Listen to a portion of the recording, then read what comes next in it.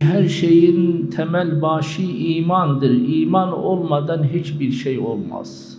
Bütün dünya senin olsa, bütün makamın en yüksek makamı senin olsa ama eğer Allah muhafaza iman yoksa 5 kuruşa faydası yok.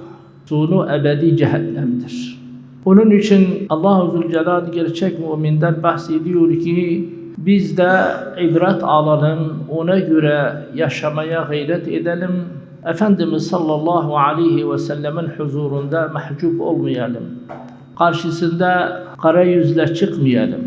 Evet, gerçek müminler اِذَا ذُكِرَ اللّٰهُ وَجِلَتْ قُلُوبُهُمْ Allah'ın azze ve celle zikrinden bahsedildiği zaman, Allah'ın azabından bahsedildiği zaman onların kalbi titremeye başlar. Ancak biz müminlerden bahsediyoruz ha.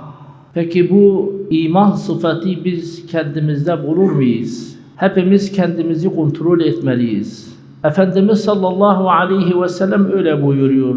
Nefsim yedi kudretinde olan Allah'a yemin ederim ki siz mümin olmadan cennete giremezsiniz. Tamam.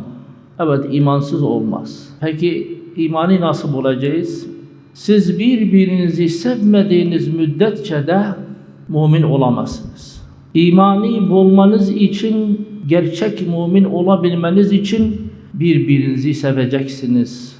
Yekvücut olacaksınız. Birlik beraberliğiniz olacaktır. Birbirlerin zararıyla uğraşmayacaksınız. Birbirlerine dedikodu yapmayacaksınız. Birbirlerinin aleyhinde konuşmayacaksınız. Fitne, fesat yapmayacaksınız. Bunlar yoksa iman yoktur. İman olmadan istediği ismi takın. Efendim şeyhtir, sufidir, mürittir, ne deseniz deyin. Eğer bunlar yoksa, iman yoksa neye yarar?